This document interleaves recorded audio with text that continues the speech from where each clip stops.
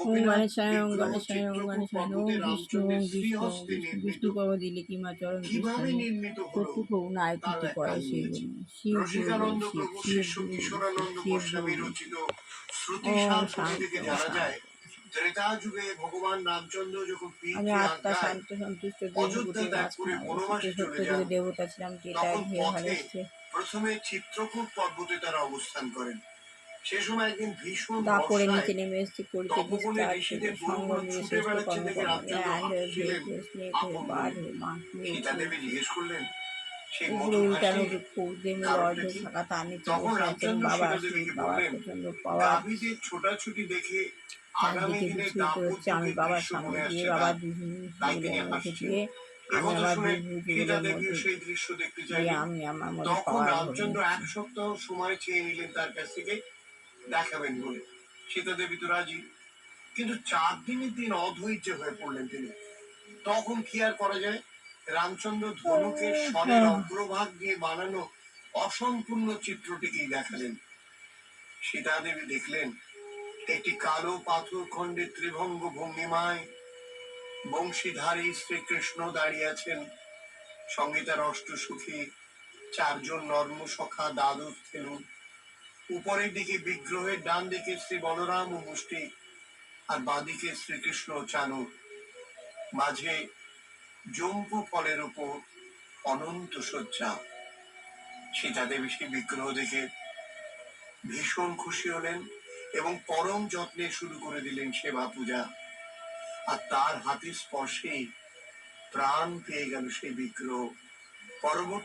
পাওয়ার ভরে আস্তে আস্তে নিচে নেমে আসলাম।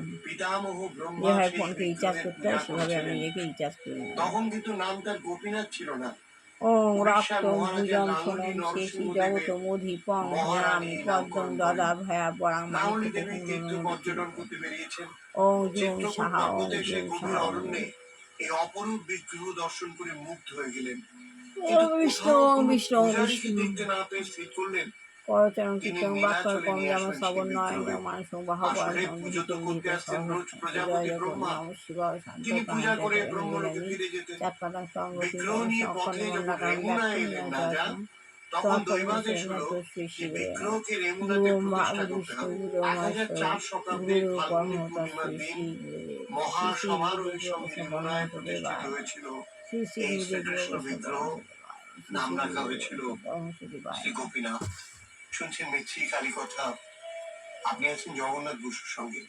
ভগবান। ওম মা সরস্বতী ওম মা সরস্বতী শ্বেত পদ্মা দেবী শ্বেত পুষ্প সবিতা শ্বেতবন্ধর নিত্যাগন্ধ পুত্র হস্তা চ শ্বেত অন্ন চৈত্রিতা শ্বেত বিনাধর লঙ্কার ভূতা বন্দিতা বিদ্যবন্দিতা উহিতা মুনি বিশাল বিষ্ণু নারায়ণ তান্ত্রিক সরস্বতী কৃষণ জ্যোতি সন্ধান সর্বাং বিদ্যান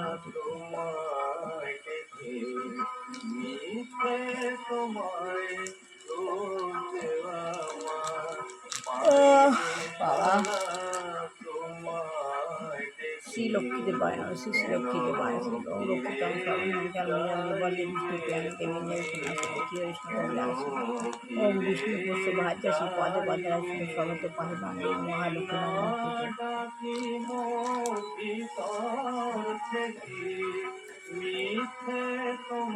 ওম নম বামন দেবা বামনতে জগদীতা কৃষ্ণ গোবিন্দায় নমো নম পাপহং পাপকর্মহং পাপনাতাই মাং পুণ্যদাপ সর্বপাপহরং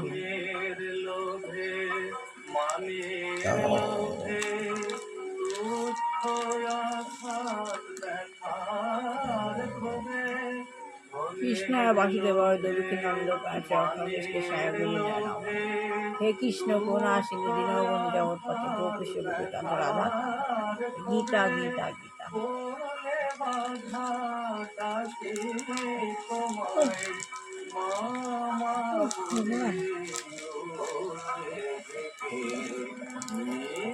ওম সাই ওম সাই ওম সাই সাই বাবাই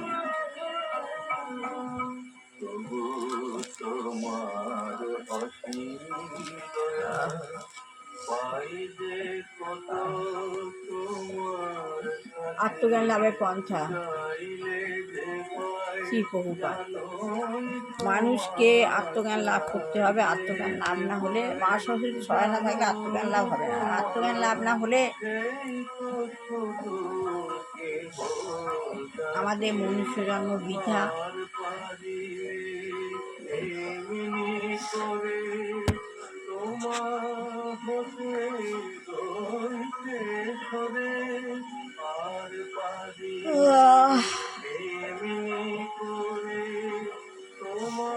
ভোরবেলা ঘুম উঠতে ভগবানের নাম করুন, ভগবানের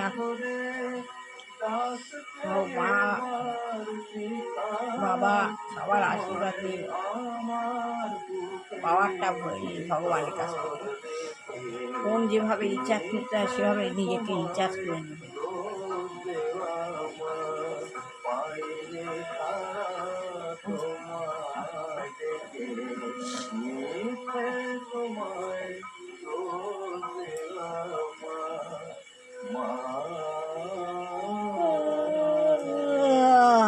ভগবান,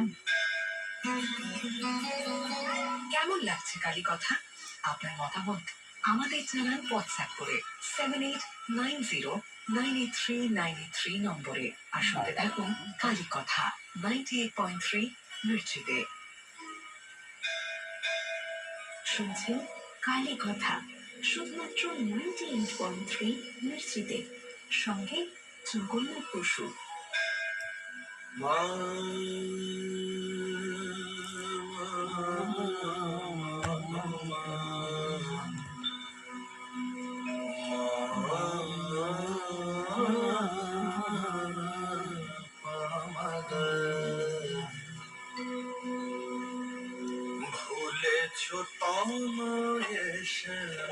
বাবা এত হারিয়েছে অনুকূল ঠাকুর,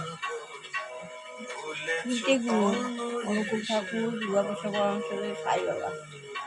খুব উপকার পেয়েছি আমি। তিন গুরুই আমাকে পথ প্রদর্শন। তাহলে প্রকাশানন্দ সরস্বতী মন্তব্য শুনে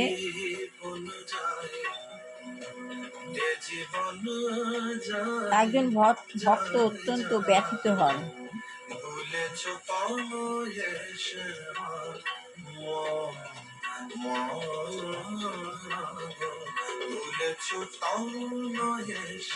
প্রকাশানন্দ সরস্বতী একজন খুব বড় বৈদান্তিক ছিলেন এবং তিনি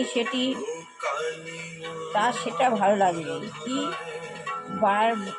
বারাণসীতে প্রকাশানন্দ হাজার মহাবাদীদের এক নেতার কাছে সে খবর পৌঁছায় বঙ্গদেশ থেকে এক জননবীর সন্ন্যাসী এসেছেন। তিনি অত্যন্ত মধুরভাবে ভগবানের মহিমা কীর্তন, মানে প্রভুপাদ চৈতন্যদেব গেছিলেন তো বারাণসীতে। তখন প্রকাশানন্দ বারাণসীতে থাকতেন। তিনি খবর পাঠালেন যে বঙ্গদেশ থেকে একজন সন্ন্যাসী এসেছেন, তিনি অত্যন্ত মধুরভাবে ভগবানের মহিমা কীর্তন করছেন, নৃত্য করছেন। প্রকাশানন্দ সরস্বতী একজন বৈদান্তিক ছিলেন এবং তার সেটি ভালো লাগেনি। প্রকাশানন্দের কাছে সেটা ভালো লাগেনি। তিনি বলেছিলেন যে যথার্থ সন্ন্যাসী নন, তিনি নাকি যথার্থ সন্ন্যাসী নন, মানে চৈতন্যদেব যথার্থ সন্ন্যাসী নন। গান গাওয়া বা নৃত্য করা সন্ন্যাসীর কর্ম নয়। সন্ন্যাসীর কর্ম গান গাওয়া নয়, নৃত্য করা নয়। দর্শন আলোচনা করা, বেদান্ত পাঠ করা হচ্ছে সন্ন্যাসীর যথার্থ কর্ম। তাহলে সন্ন্যাসীর যথার্থ কর্ম হচ্ছে দর্শন আলোচনা করা, বেদান্ত পাঠ করা। এটাই হচ্ছে সন্ন্যাসীর যথার্থ কর্ম। এটা প্রকাশানন্দ বলতে চাইছেন। কারণ প্রকাশানন্দ বারাণসীতে থাকতেন, চৈতন্যদেব সেখানে গিয়ে কীর্তন করছেন, নৃত্য করছেন, ওনার কাছে এটা ভালো লাগেনি। তখন তিনি বলছেন যে সন্ন্যাসীর কাজ দর্শন আলোচনা করা, বেদান্ত পাঠ করা, এটাই হচ্ছে সন্ন্যাসীর যথার্থ কর্ম। ওনার কাছে সেটা ভালো লাগেনি। তাই প্রকাশানন্দ সরস্বতী এই মন্তব্য শুনে একজন ভক্ত অত্যন্ত ব্যথিত হয়েছিল। প্রকাশানন্দ পছন্দ ছিল না, তার এই বক্তব্য শুনে একজন ভক্ত অত্যন্ত ব্যথিত হন। তিনি এসে চৈতন্য মহাপ্রভুকে সে কথা জানান। সেই ভক্তটি তখন সমস্ত সন্ন্যাসীদের একটি অনুষ্ঠানে নিমন্ত্রণ করেন। তখন সেই ভক্তটি কী করলো, মহাপ্রভুকে তো জানান এবং তিনি একটা অনুষ্ঠানে নিমন্ত্রণ করেন সমস্ত সন্ন্যাসীকে। সেখানে প্রকাশানন্দ সরস্বতীর সঙ্গে প্রভু শ্রীচৈতন্যদেবের বেদান্ত দর্শন নিয়ে আলোচনা হয়। ওখানে আলোচনা হয়েছিল। সেই দার্শনিক আলোচনার বিবরণ শ্রী চৈতন্য মহাপ্রভুর শিক্ষা। এই দার্শনিক আলোচনার বিবরণ, ওই যে আলোচনাটা ছিল, এই আলোচনার বিবরণটা ব্যাখ্যা করা চৈতন্য মহাপ্রভুর শিক্ষা। টিচিং অফ লর্ড চৈতন্য নামক গ্রন্থে, একটা গ্রন্থ রয়েছিল টিচিং অফ লর্ড চৈতন্য নামক গ্রন্থে বিস্তৃতভাবে দেওয়া হয়েছে। এই বিষয়ে বিস্তৃত আলোচনা দেওয়া হয়েছে। এই আলোচনার মাধ্যমে প্রকাশানন্দ সরস্বতী তার ভুল বুঝতে পারেন। এই আলোচনায় প্রকাশানন্দ সরস্বতী চৈতন্য মহাপ্রভু নৃত্য গান নিয়ে সমালোচনা করেছিলেন, নিন্দা করেছিলেন যে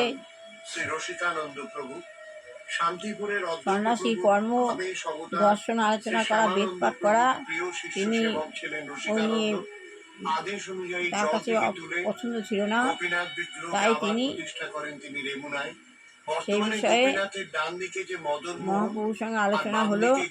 সরস্বতী মহাপ্রভু তখন তার ভুল বুঝতে পেরেছিলেন। তার সমস্ত শিষ্য সহ তিনি বৈষ্ণব ধর্ম গ্রহণ করেন। তখন উনি তার ভুল তো বুঝতে পারলেন এবং তার যত শিষ্য, সব শিষ্য সহ সবাই বৈষ্ণব ধর্ম গ্রহণ করলো। তেমনই সার্বভৌম ভট্টাচার্য নামক একজন বিখ্যাত নৈয়ায়িক, সার্বভৌম ভট্টাচার্য নামক একজন বিখ্যাত নৈয়ায়িক ও মায়াবতীর সঙ্গে শ্রী চৈতন্য মহাপ্রভুর গভীর আলোচনা হয় এবং সার্বভৌমের স্বাধীনতা, সার্বভৌম ভট্টাচার্য পরম বৈষ্ণবে পরিণত হয়। ভট্টাচার্য পরম বৈষ্ণবে পরিণত হয়। শ্রী চৈতন্য মহাপ্রভুর আন্দোলন আবেগপ্রবণ হয়। শ্রী চৈতন্য মহাপ্রভুর আন্দোলন আবেগপ্রবণ নয়, আবেগপ্রবণ নয়, ওই নিয়ে আলোচনা হয়েছিল। তা এক অত্যন্ত গভীর দার্শনিক ভিত্তির উপর প্রতিষ্ঠিত এবং কেউ যদি দার্শনিকভাবে কিংবা বুদ্ধি দিয়ে বিচার করে এই আন্দোলনের মাহাত্ম্য হৃদয়ঙ্গম করতে চান, তাহলে তিনি বুঝতে পারেন এতে কি পরম সম্পদ রয়েছে। কেউ যদি ওই বিষয়ে বুঝতে চান তাহলে সেই হৃদয়ঙ্গম গভীরে কি সব পরম সম্পদ রয়েছে তার মধ্যে। এই আন্দোলন বৈদিক প্রমাণের ভিত্তিতে, বৈজ্ঞানিক যৌক্তিক ভিত্তিতে প্রতিষ্ঠিত। এই আন্দোলনটা বৈজ্ঞানিক ভিত্তিতে, যুক্তিভিত্তিতে প্রতিষ্ঠিত, কিন্তু তা অত্যন্ত সরল, সেটি হচ্ছে আন্দোলনের মাধুর্য। ওটাই হচ্ছে আন্দোলনের মাধুর্য। মহান পণ্ডিত কিংবা দার্শনিক হোক অথবা একটি শিশু হোক, সকলেই আন্দোলনে যোগদান করতে পারে। এই আলোচনায় এই মহাপণ্ডিত হোক, দার্শনিক হোক, আর কোনো শিশুই হোক, সকলেই আন্দোলনে যোগদান করতে পারে শাস্ত্রে আত্মজ্ঞান লাভের জন্য। তাই যেন হয়। আবার ছেলে বৌমা খুব ভালো খুব কল্যাণ করে মঙ্গল করে, মনটা খুব খারাপ লাগে আমার কাছে। কাউকে বলে উঠতে পারি না, কিন্তু ওদের ভালো খুব কল্যাণ করে মঙ্গল করো, সবসময় প্রোটেক্ট করে রেখো, সবার বুদ্ধি দিও, শক্তি দমন করো, সংকট মোচন করো, রোগ মুক্ত রেখো, বাবা ওদেরকে ভালো রেখো, আশীর্বাদ দিও, প্রোটেক্ট করে রেখো। জ্ঞানের পন্থা ও যোগের পন্থা স্বীকৃত হয়েছে, কিন্তু আত্মজ্ঞান লাভের শাস্ত্রে আত্মজ্ঞান লাভের জন্য অন্যান্য পন্থা, জ্ঞানের পন্থা, যোগের পন্থা স্বীকৃত হয়েছে, কিন্তু এই যুগে তা অনুসরণ করা সম্ভব। ওই সব পথ স্বীকৃত হয়েছে, কিন্তু ওই পথ অনুশীলন করা সম্ভব নয়, সে কথা বেদে বলা হয়েছে। এবার বেদে কি বলা হয়েছে, একটা সংস্কৃত শ্লোক আছে, এটা পড়ে আগামীকাল ব্যাখ্যা করবো। সবার ভালো লাগলে কেমন লাইক শেয়ার কমেন্ট অবশ্যই করবেন। সবার ভালো হোক, কল্যাণ হোক, মঙ্গল হোক, দৃষ্টি বাচ্চা মানুষ হোক, বিভাগের ছেলে বিয়ে হোক, চাকরি ছেলে চাকরি হোক, যে গৃহে দুরাচারী গৃহিণী রয়েছেন আমাদের পরিবেশকে খারাপ করে ফেলছে, ভগবানের কাছে চেতনা না হয় সরিয়ে দিন। যে গৃহে দুরারোগ্য বৃদ্ধ বৃদ্ধা বা কোনো নরনারী যুবক যুবতী আছেন, ভগবানের কাছে মুক্তি দেয়। সবার ভালো হোক, কল্যাণ হোক, এগুলো আশিস করলাম। ভালো লাগে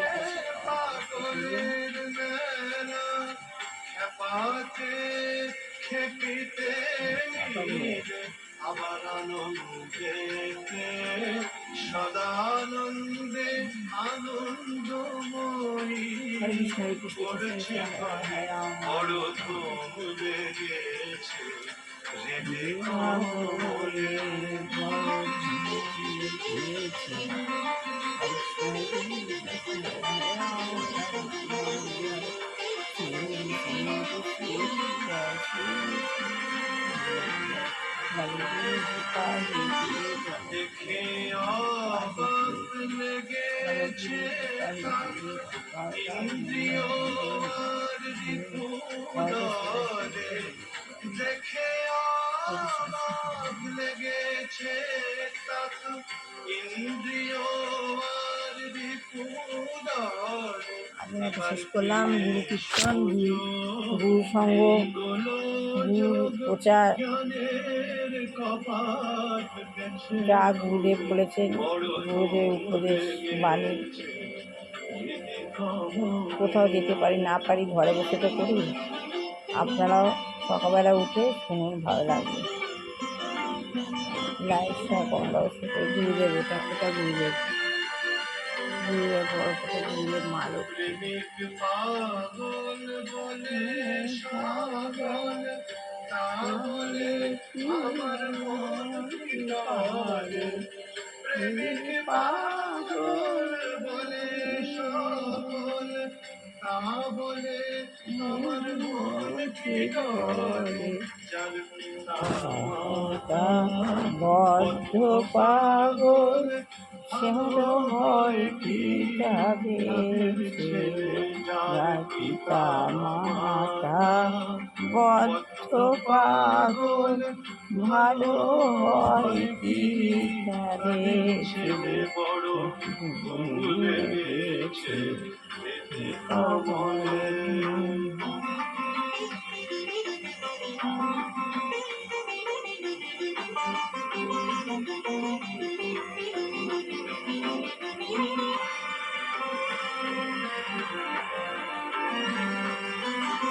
শোন মাতা উহার হারা এই বেলা মারা ছিল রে শোন মাতা উহার হারা এই বেলা মারা ছিল যখন ভাসব জলে অন্ধকারে তনয় বলে করিস কোলে যখন ভাসব জলে অন্ধকারে। ভালো লাগে লাইক শেয়ার করুন অবশ্যই করলাম। আজকের মতো চললাম, আবার এই কাল আসবো লাইভে।